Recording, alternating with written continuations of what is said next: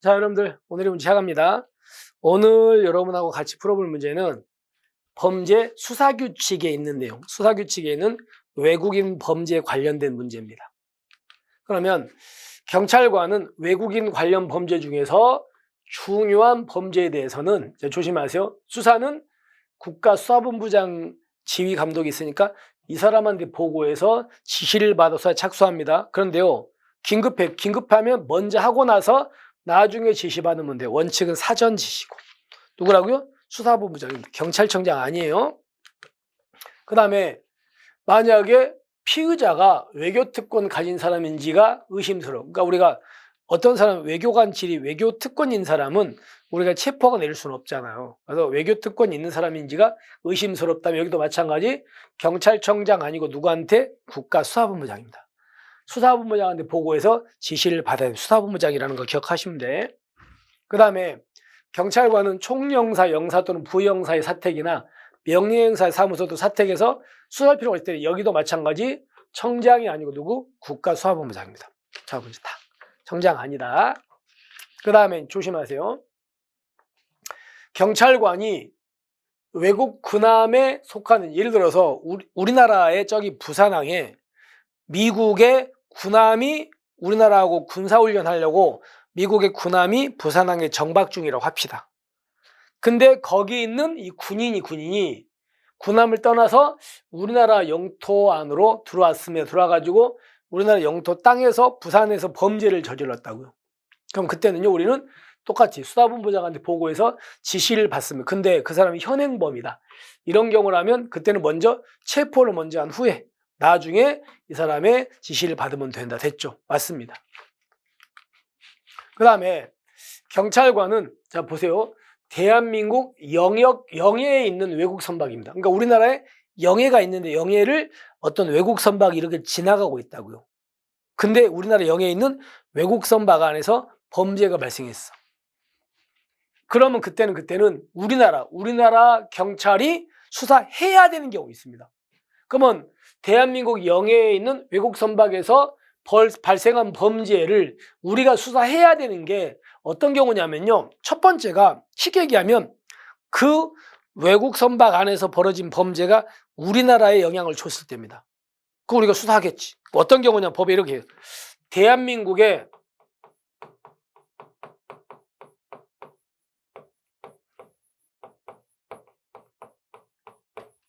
육상이나 항내의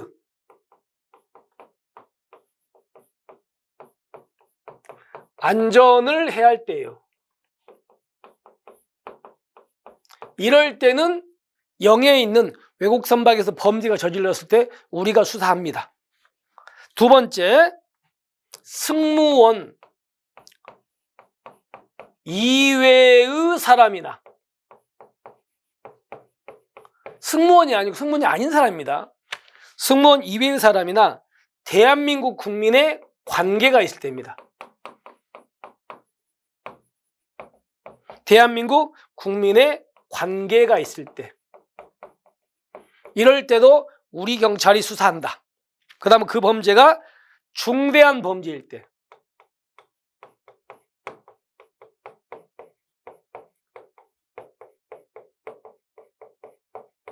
행하여 졌을 때입니다. 이렇게 세 가지라면 대한민국 영해에 있는 외국 선박 안에서 범죄가 발생했을 때 우리가 수사한다. 아시겠죠? 그래서 여기 보시면 승무원이나가 아니고 여기 승무원 이외의 사람이나요. 그죠? 이것 때문에 승무원이나가 아니고 승무원 이외의 사람이라는 거. 잘못된 거 아시겠죠? 그 다음에 이제 어떤 거냐면 지금 부산항에 아까 미국의 군함이 정박 중입니다. 그런데 대한민국 사람이 범죄를 저지르고 경찰한테 쫓기다가 미국 군함 안으로 쏙 도망가 버렸습니다. 그럼 그때 우리는 어떻게 하냐 이거지. 그래서 보시면 중대한 범죄를 범한 자가 도주해서 대한민국 영역 안에 있는 외국 군함으로 들어갔을 때 경찰관이 신속히 여기 수사본부장에게 보고해서 지시받는 거 맞아요. 근데 너무 급할 때는 그냥 들어갈 수 있냐, 이거 안 됩니다. 급할 때도 안 됩니다. 급할 때도 어때요? 그냥 그쪽에다가 군함한테 임의의 인도를 요구할 수 있을 뿐입니다. 우리가 못 들어갑니다. 급할 때. 그래서 뒷부분 때문에 X입니다. 됐죠. 그래서 자, 니은은 국가수사본부장에 보고한다. 여기도 수사본부장이다. 됐죠. 그리고 승무원이나 승무원이 아닌 사람, 그죠? 그리고 여기 급해도 못 들어간다. 임무의 인도를 요구할 뿐이다. 아시게 이렇게 4개가 잘못됐고 2개가 맞고 이렇습니다. 됐죠. 자, 이렇게 해가지고 우리가 범죄 수사 규칙과 관련해서 외국인 관련 범죄를 한번 쭉 훑어봤습니다. 여러분께서 모르는 부분이 있다면 다시 한번 좀 정리하시고요. 그리고 오늘 하루도 또 남은 시간 좀 이렇게 잘 보내시고 우리는 내일 또 여러분들에게 새로운 문제로 찾아뵙겠습니다. 수고하셨습니다.